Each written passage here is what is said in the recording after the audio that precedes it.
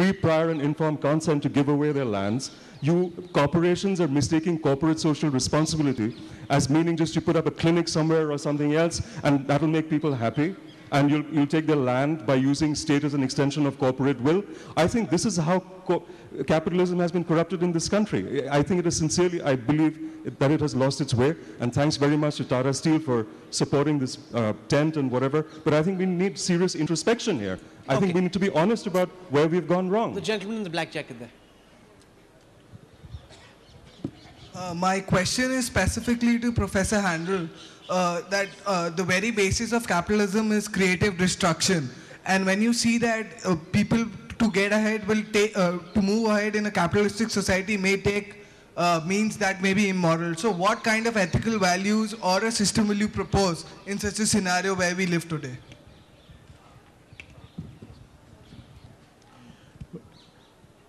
It's true that capitalism is about creative destruction. Unfortunately, not all of the values, not all of the destruction brought about by the encroachment of market values is creative.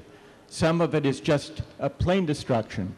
The value and the opportunities that were destroyed by the financial crisis, that was not creative destruction. That was capitalism spinning out of control. I think it's important to remember the motion that we're debating. We are not defending the proposition that communism is a good system or that capitalism should be gotten rid of.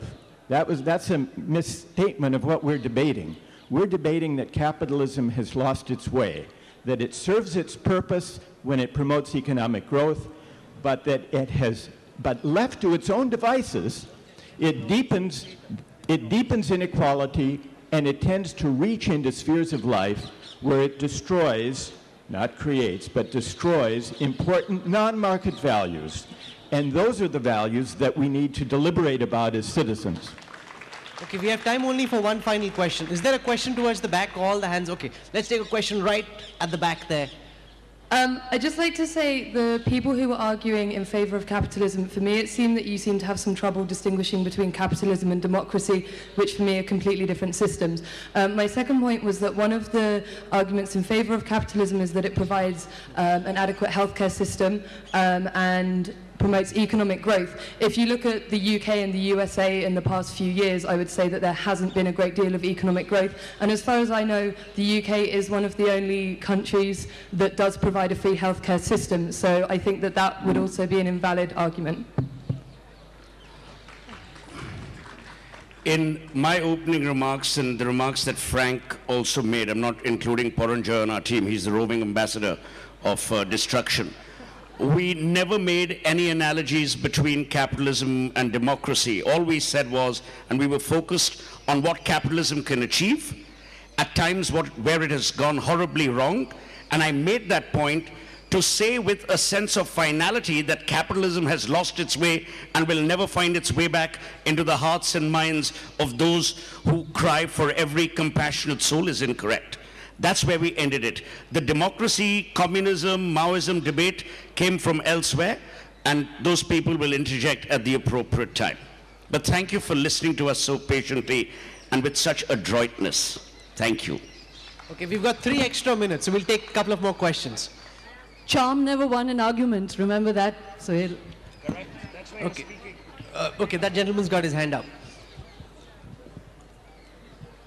Hi, what I believe is market economy is a product of government, okay, and there are various resources which runs the capitalism. So one of the main resource, the dirty secret of capitalism is it is run and monitored by the government. So whether the debate is did we lost a command on capitalism or not, okay, if the answer is yes or no, but what I believe is we are not good, we are not doing good in terms of capitalism. Okay, so do we have the proper resource in place to make it better than what we are as of now? Who is this addressed to? No. Anyone who is comfortable. You can see that the proposition is really confused now, but I'm in complete agreement with you, you know, and I don't think my opponents are going to have any defense. we are reiterating the fact again and again that capitalism has mutilated itself even by its own understanding of what capitalism is about. And the fact is that when you speak of regulatory mechanisms, Frank just said that capitalism is morphing itself now into a mixed economy. It understands the need for regulations. My point is that the moment you have captured the kind of resource and power and money that capitalists do, even the regulatory mechanisms are constructed to preserve them. They are not constructed to create an equal playing field. I'll give you a very quick example. The FACs, which is when you're assessing the environmental impact of any project. Across governments, certainly in our society, across the states, the assessment of a project, its viability, the impacts it will have on the society around them, is done by the corporates themselves, and governments accept that. That is the kind of completely opaque and dishonest regulatory mechanisms under which capitalism today is functioning. Another good example is that you just mentioned about distributive justice. We'll come to distributive justice when we first have justice in the way that wealth is created. Today, you're cutting off opportunity Shoma, for everybody. The drums might go off. Just imagine the drums going off right now. Okay. Okay, so what we'll do is we've got time for each of the speakers to make interjections and rebuttals for 2 minutes. We'll reverse the order and we'll start with Paranjoy Thakurta. Okay, I'm pretty clear which side I'm on. The isms just don't make sense anymore. It's wrong to sort of look at capitalism as democracy and communism as absence of democracy. It's ridiculous to mix political freedoms with economic freedoms and social freedoms. I want to make a few sentences about India, and I want to support what Mr. Savage has said a little while ago. India's first Prime Minister wanted India to be a mixed economy. We ended up being a mixed-up economy. Instead of taking the best of capitalism and the best of socialism, we took the worst of both worlds. Instead of capitalism, we had a license control Raj, and now we have crony capitalism. We couldn't even do what the erstwhile Soviet Union, China, Vietnam, Cuba did. We couldn't provide healthcare and education to the bulk of our people. So, in the future, I believe that we have to rise above these isms, because I believe India can get eventually the best of all worlds. Thank you. If you have a strong democracy and you have the right to vote, then you're in a position to influence how your leaders exercise capitalism, how the rules that govern the way businesses can operate, how they can operate with respect to wages, with respect to time off, with respect to all types of things that affect their workers. You have the opportunity to do that. So that in a place like the United States or in India, where you have this democracy, you have the opportunity to influence those systems. Now, in the United States right now, there's been a huge debate in our country about the role of government. A lot of people in the country, not a lot, but a few people in the country feel, I got mine, and therefore you get yours. And we had a debate about this because Barack Obama is definitely a person who thinks about the people in his country.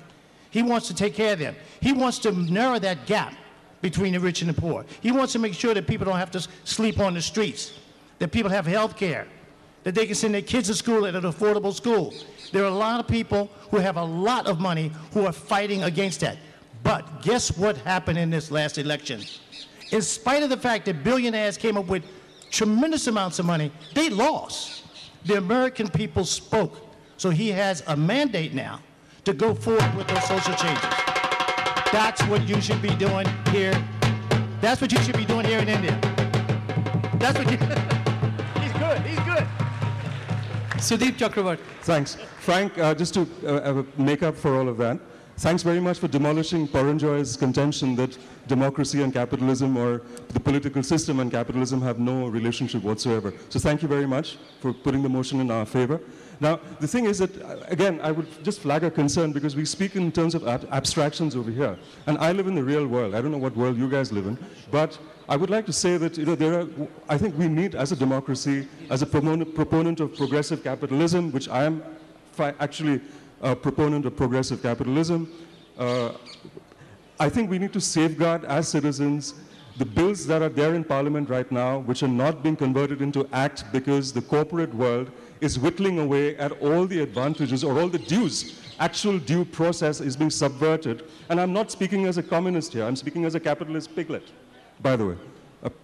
And what I'm saying is that we are subverting the safety that we're building, the Constitution and the Parliament is building into the system by over-listening, perhaps, to the interests of the corporation. And I think we're helping, all of us are helping to make India an even more unsafe place by doing so. I think we need to safeguard that. I just wanted to flag that concern. We can debate about isms and capitalism and socialism and communism, but please let's accept that we're living in a real world and work to make sure that capitalism does not indeed lose its way. How about that?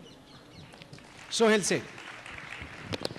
Just so that your decision-making isn't mutilated further, no pun intended, our contention has been as follows. Capitalism has lost its way seems to suggest that there is no hope of recovery. A. B. Capitalism is not the National Highway 8, that there's one single road to one single destination. For the bad that capitalism is often blamed for, and perhaps for all the right reasons, there are people in India, a Yusuf Hamid of Sipla or a Poonawala, who are creating vaccines for AIDS, for polio, at costs that no state, no government could afford if it weren't for the engines of capitalism.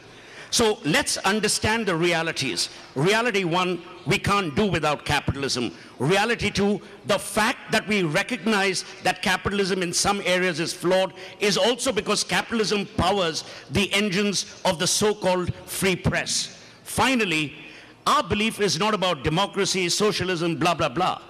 We're simply saying that don't throw the baby with the bathwater. Don't get trapped into an idealistic world which is shorn of reality, because you can't turn the clock back. It's important to see the time in a fresher perspective. Thank you. Shoma.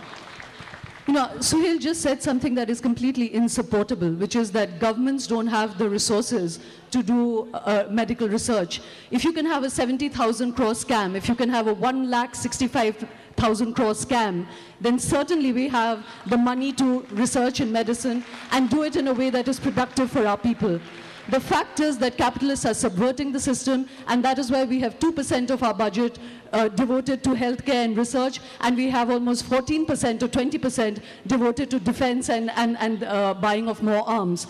But the argument again here is not that it's a millennial argument that capitalism has to be thrown out. We are arguing that capitalism has lost its way. The fact that it is looking for new ways of regulating itself, as Frank and Suhel themselves are arguing, is proof that it has lost its way. It's only when you lose your way that you look for new vocabularies. You look for new signposts because you've lost your way. I'm urging that capitalism needs a drummer.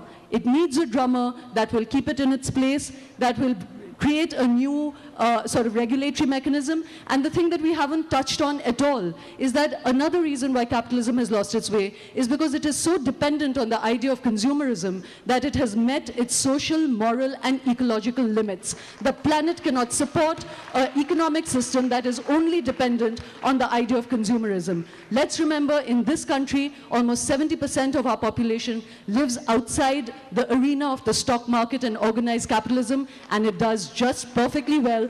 We are a food-secure country because there are farmers out there that are not part of a huge mechanized factory production of potato chips.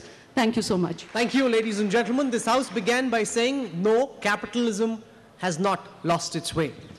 We heard some very compelling arguments about the possible alternatives to capitalism, both socialism and communism having failed and failed miserably, about the billions that capitalism over the last couple of centuries has pulled out of poverty, and also the global meltdown, which shows very clearly that capitalism somewhere along the way could have possibly lost the plot. I don't want to sit in on judgment. I want you to raise your hands and do a voice vote as well on the motion, has capitalism lost the way?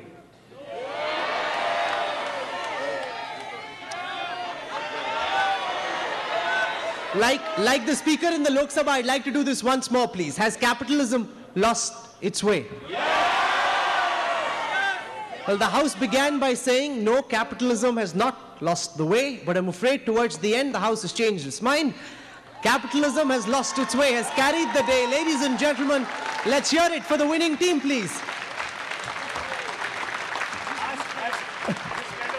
I have to tell you the winning team includes Suhel and Frank and Paranjoy because they were arguing for us. Thank you.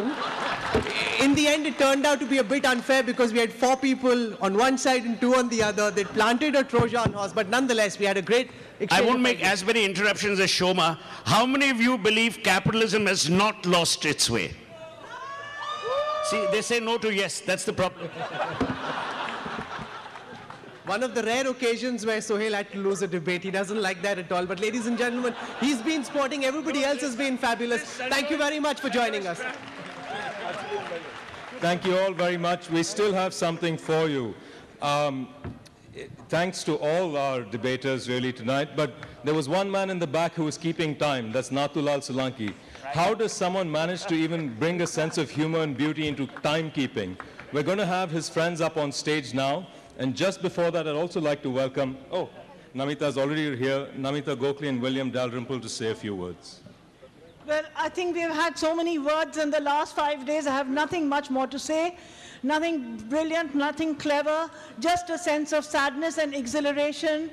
Goodbye to all of you. Thank you, audiences. Thank you, press. Thank you, writers. A big clap for everybody in a world where capitalism supports where everybody supports everybody and everybody argues with everybody. For all the arguments in the world, a big clap. Thank you. Solanki and his group of musicians closing the festival.